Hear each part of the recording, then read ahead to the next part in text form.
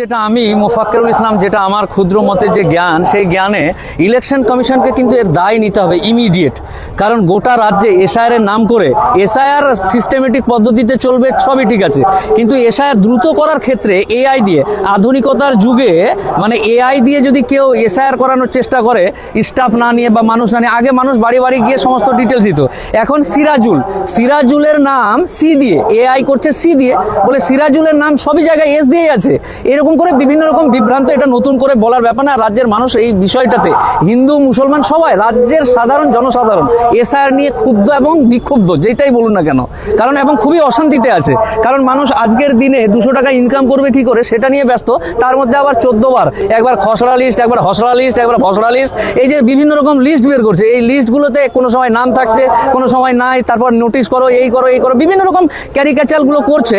এটা কিন্তু ইলেকশন কমিশনকে, রাজ্যের যে বর্তমান পরিস্থিতি, এই পরিস্থিতির ক্ষোভ প্রত্যেকটা মানুষের মধ্যে, ক্ষোভ কিন্তু একটা আছে, এই ক্ষোভ যদি ফাটে তাহলে কিন্তু ইলেকশন কমিশনকে তার দায় তাকেই নিতে হবে, এটা সাধারণ মানুষের দায় না। মুসলিমদেরকে টার্গেট করা হচ্ছে, বা এই যে সংবাদ প্রতিদিন একটা খবর বেরিয়েছে, 17 জানুয়ারি সংবাদ প্রতিদিন, ওখানে খবর বেরিয়েছে যে রাজস্থানে বিজেপি মুসলমানের যেন নাম বাদ দেয়, এর জন্য চাপ দিয়েছে বলে বিএলও যারা এটার দায়িত্বে আছে, সে আত্মহত্যার মতো পরিস্থিতি বা আত্মহত্যা করতে গিয়েছিল।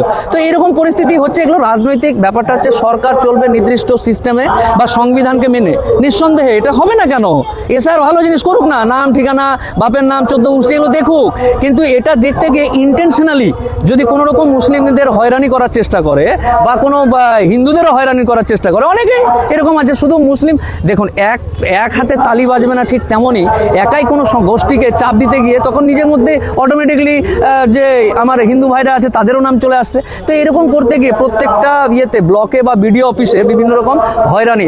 আজকে এমন কোনো ব্লক, এমন কোনো জায়গা নাই যেখানে মানুষ ক্ষোভে নেই।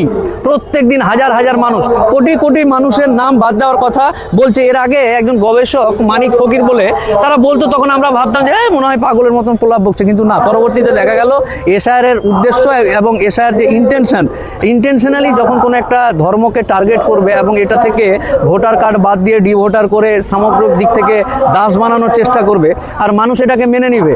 আজকালকার যুগে চাঁদে যাওয়া মানুষ, আর তুমি এসআইআর এর নাম করে, আমি এখানে জন্মগ্রহণ করেছি, আমার বাপ জন্মগ্রহণ করেছে, আমার দাদু এখানকার, আর তুমি এসে বলবে এআই দিয়ে যে না তুমি এখানকার না, তোমাকে ডিভোটার করা হলো। এত সহজেই মানুষ জানে কত ধানে কত চাল হয়, এটা পরবর্তীতে বুঝতে পারবে ইলেকশন কমিশন।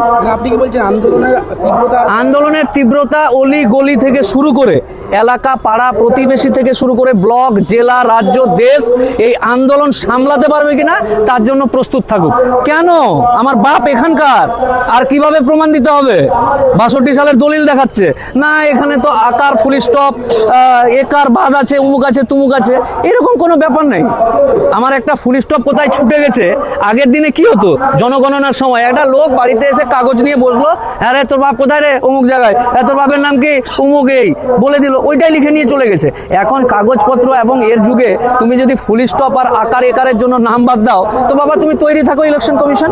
হুমকি দিচ্ছি না, বাস্তবতাটা একজন উকিল মানুষ ইলেকশন কমিশনকে, ভারতের নির্বাচন কমিশনকে পরামর্শ দিচ্ছি, সুপরামর্শ ফ্রিতে, একজন আইনজীবী হিসাবে, যে এই যে ফুল স্টপ আর আকার একার নিয়ে মুসলিমদের নাম বা জনসাধারণের নাম বাদ দেওয়া হচ্ছে, এটা যদি কোনো কারণে এই লিস্ট থেকে এরা বাদ যায়, তাহলে সামলাবেন ভাই আপনারা আপনাদের। কারণ কেউ যদি এখানে 70 বছর ধরে, 150 বছর ধরে আছে, জন্ম মৃত্যু এখানেই, আর তাকে যদি তুমি ফুল স্টপের জন্য বা আকার একারের জন্য নাম বাদ দেওয়ার চেষ্টা করো, আলী আর রহমান আর উমুক আর তুমুকের জন্য, তাহলে তুমি বুঝবে আমাদের কিছু করার নেই। 2014 সালের পর থেকে আমরা দেখছি মানুষকে কিন্তু একভাবে পরিচালনা করছে, কখনো নোটবন্দি না, এটা নতুন কিছু নয় ভাই। এই এগুলো রাজনৈতিক নেতাদের মতো বক্তব্য দেয় 2014 পর নোটবন্দি, এবং মানুষ ভোট দিয়েছে, যা ইচ্ছা তাই করছে, তো মানুষই তো অপরাধী যে এরকম একটা সরকারকে ভোট দিচ্ছে, যে সরকার সবসময় লাইনেই দাঁড় করিয়ে রাখছে। তো এতে কোনো রাজনৈতিক দলের না, রাজনৈতিক দল তার মুনাফা নেওয়ার জন্য মানুষকে বিভিন্ন রকম করবেই। এতে তুমি এই ফাঁদে তুমি যদি মানে কি বলে, বাঘে কি অনেক রকম উদাহরণ দেয় না, ফান্দে পড়িয়া বগা কান্দে, তো বগা তুই যদি কাঁদতেই চাস ভোট দিয়ে, তো কাঁদ। এতে নতুন করে ব্যাপার বলার নেই যে নোটবন্দি, হোমকবন্দি, তুমি এগুলো জানা হয়ে গেছে, মানুষ ভুলে যায়, এরকম একটা ব্যাপার আছে।